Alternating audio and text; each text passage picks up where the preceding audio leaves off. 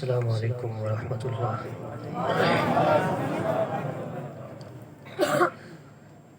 ان الحمد للہ والصلاة والسلام علی رسول اللہ، اما بعد فقد قال اللہ تبارک وتعالی فی کلامہ المجید والفرقان الحمید: اعوذ باللہ من الشیطان الرجیم، بسم اللہ الرحمن الرحیم۔ یا ایتھا النفس المطمئنہ ارجعی الی ربک راضیۃ مرضیہ فادخلی فی عبادی وادخلی جنتی۔ قال اللہ تبارک وتعالی فی مقام آخر: واللہ یرید ان یتوب علیکم۔ وقال اللہ تبارک وتعالی فی مقام آخر: اقرأ باسم ربک الذی خلق۔ صدق اللہ العظیم وبلغنا رسولہ النبی الکریم الامین، ونحن علی ذلک لمن الشاہدین والشاکرین، والحمد للہ رب العالمین۔ قال اللہ تبارک وتعالی فی شان حبیبہ: ان اللہ وملائکتہ یصلون علی النبی یا ایہا الذین آمنوا صلوا علیہ وسلموا تسلیما۔ مل کر بلند آواز سے پڑھ لیجیے: الصلاۃ والسلام علیک یا رسول اللہ، الصلاۃ والسلام علیک یا حبیب اللہ، وعلی آلک واصحابک یا خاتم النبیین۔ بلغ العلا بکمالہ، کشف الدجی بجمالہ، حسنت جمیع خصالہ، صلوا علیہ وآلہ۔ کروں تیرے نام پہ جاں فدا، نہ بس ایک جاں دو جہاں فدا، دو جہاں سے بھی نہیں جی بھرا، کروں کیا کروڑوں جہاں نہیں۔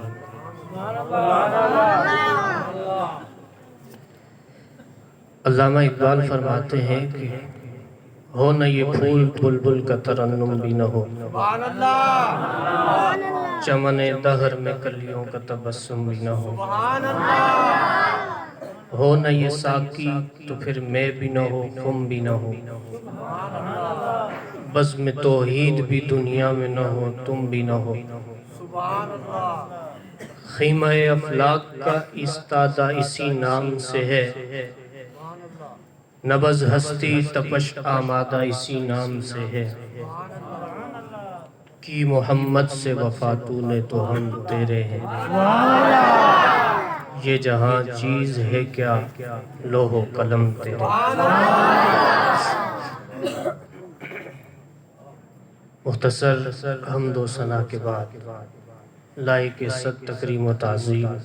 حاضرین ذی وقار،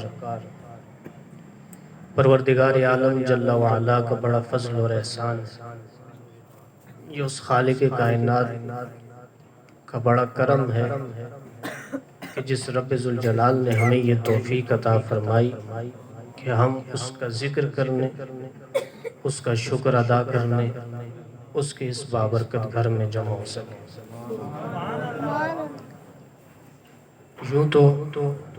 کئی سارے مسلمان اس وقت بھی موجود ہیں جو اپنے دنیاوی معاملات میں لگے ہوئے ہیں۔ یہ رب ذوالجلال کا بڑا خاص کرم ہے کہ جس نے ہمارے دلوں میں یہ بات ڈالی کہ ہم اس کی بارگاہ میں حاضر ہو سکیں۔ اس بات پر ہمیں اپنے رب کا شکر بھی ادا کرنا چاہیے، اور اس بات کی خوشی بھی ہونی چاہیے کہ ہمارے رب کی ہم پر بڑا کرم ہے اور اس کی توجہ۔ حاضرین ذی وقار، یہ رات بالخصوص عبادت کے لیے، یعنی اس رات کے اندر بندہ مومن سے جتنا ہو سکے وہ عبادت کرے، جتنا ہو سکے وہ اپنے رب کے قرب کو حاصل کر سکے، اپنے رب کو راضی کر سکے۔ اپنی زندگی کے کئی سال گزار چکا ہے، یہ وہ رات ہے کہ اس رات کے اندر فیصلے ہونے۔ بڑے بڑے علماء کرام اپنی کتابوں کے اندر لکھتے ہیں کہ کئی سارے لوگ ایسے ہیں کہ جو بازاروں کے اندر ہنستے پھر رہے ہیں، لیکن انہیں یہ معلوم نہیں کہ ان کا کفن دھل کر تیار ہو چکا ہے، انہیں یہ معلوم نہیں کہ ان کا کفن تیار ہے اور انہیں پہنایا جائے گا۔ اور کئی سارے لوگ ایسے ہیں کہ جو اپنی مستیوں میں ہیں، لیکن انہیں معلوم نہیں کہ ان کی قبریں کھودی جا چکی ہیں۔ اور کئی سارے مکانات ایسے ہیں کہ جو اپنی تعمیراتی مراحل کو مکمل کر کے تکمیل کے قریب ہیں، لیکن ان مکانات کے جو مالکان ہیں ان کا وقت قریب آ چکا ہے۔ تو یہ رات بڑی فیصلوں والی ہے۔ اس رات کے اندر رب ذوالجلال فرشتوں کو یہ کام سونپ دیں گے کہ کس شخص کا یہ آخری سال ہے۔ تو یہ رات جتنا ہو سکے اپنے رب کے آگے گریہ وزاری کر کے اپنی بخشش کا سامان کیجیے، اور ہمارے لیے اور امت مسلمہ کے لیے بھی دعا کیجیے۔ جب تک میں آپ کے سامنے کچھ بیان کر رہا ہوں، رب ذوالجلال میری زبان سے حق کو جاری فرمائے۔ آپ دلوں کے اندر استغفار کا ذکر اور ورد ضرور کیجیے۔ اپنے دلوں کے اندر استغفر اللہ ربی من کل ذنب واتوب الیہ جاری رکھیے۔ یہ ایک ایسا وظیفہ ہے کہ قرآن مجید فرقان حمید میں رب ذوالجلال نے فرمایا کہ جو شخص استغفار کا ذکر کرتا ہے، وظیفہ کرتا رہتا ہے، رب ذوالجلال اسے ہر نعمت عطا فرماتا ہے۔ اور ویسے بھی یہ بخشش کی رات ہے، تو جتنا ہم اپنے رب سے اپنے گناہوں پر معافی کی طلب رکھیں گے تو رب ذوالجلال ہمیں معاف فرمائے۔ حاضرین ذی وقار، جو آیت مقدسہ میں نے پڑھی، آپ کے سامنے تلاوت فرمائی، قرآن مجید فرقان حمید میں رب ذوالجلال نے ارشاد فرمایا، یا ایتھا النفس المطمئنہ، کہ اے نفس مطمئنہ، ارجعی الی ربک راضیۃ مرضیہ، کہ تو لوٹ جا اپنے رب کی طرف اس حال میں کہ تو رب سے راضی ہے اور رب تجھ سے راضی ہے۔ حاضرین ذی وقار، یہ جو خطاب ہوگا، یہ خطاب ہوگا حشر کے دن۔ اس جان یا اس روح یا اس شخص سے رب یہ کلام فرمائے گا کہ اے نفس مطمئنہ، تو لوٹ اپنے رب کی طرف اس حال میں کہ تو رب سے راضی ہے اور تیرا رب تجھ سے راضی ہے۔ اس آیت کو اپنے موضوع کے لیے مختص کرنے کا میرا مقصد یہ ہے کہ نفس کی 3 قسمیں جو قرآن مجید فرقان حمید میں بیان ہوئی۔ پہلی قسم ہے نفس امارہ۔ یہ نفس کی وہ قسم ہے کہ جو انسان کو کسی برائی پر آمادہ کرتا ہے، ابھارتا ہے، کسی برے فعل کی طرف، برے کام کی طرف، کسی بھی برائی کی طرف نفس امارہ ابھارتا ہے۔ جیسا کہ سورہ یوسف کے اندر جب حضرت یوسف علیہ السلام پر الزام لگایا گیا، اور اس کے بعد جب حضرت یوسف علیہ السلام کی صفائی اور پاکیزگی جب واضح ہو گئی، تو اس وقت حضرت یوسف علیہ السلام نے یہ فرمایا کہ وَمَا أُبَرِّئُ نَفْسِي إِنَّ النَّفْسَ لَأَمَّارَةٌ بِالسُّوءِ،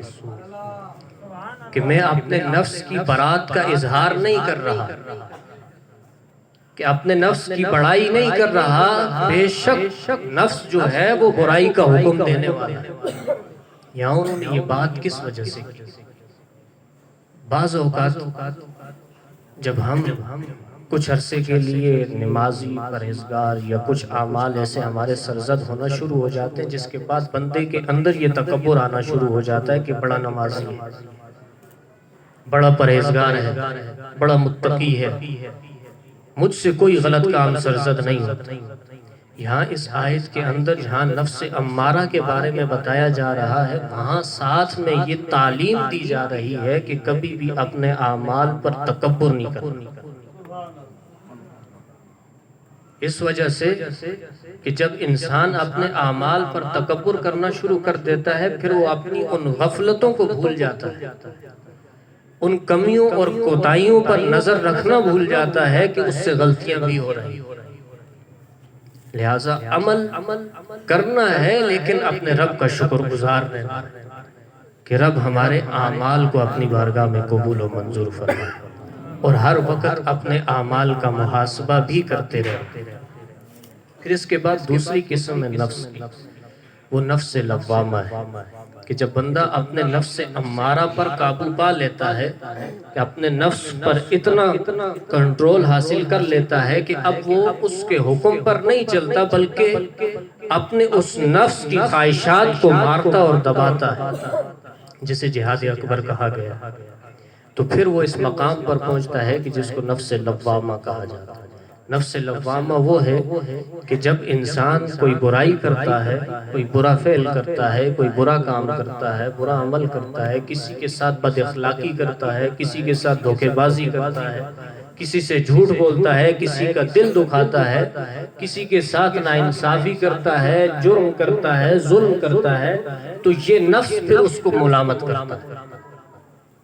اس کو اندر سے اپنا ضمیر ایک آواز دیتا ہے کہ تو نے یہ کام غلط کیا، تو نے فلاں کے ساتھ زیادتی کی، تو نے فلاں کے ساتھ ظلم کیا۔ یہ نفس لوامہ ہے۔ عمومی طور پر جیسے ہم آپس میں ایک دوسرے کے ساتھ کہتے ہیں نا کہ فلاں شخص کا ضمیر مر گیا، وہ ضمیر مر گیا کا کیا معنی ہے؟ کہ اس کو اندر سے کوئی آواز نہیں آتی، یعنی اس کے دل کے اندر سے وہ تمیز ختم ہو گئی ہے اچھائی اور برائی کی، کہ جس میں وہ تمیز کرے، اچھا عمل کرے تو اسے تسکین ہو کہ ہاں میں نے اچھا عمل کیا، برا عمل کرے تو اسے ندامت ہو کہ ہاں میں نے برا عمل کیا ہے۔ جب یہ تمیز ختم ہو جاتی ہے تو پھر اسے ہم کہتے ہیں ضمیر مر چکا۔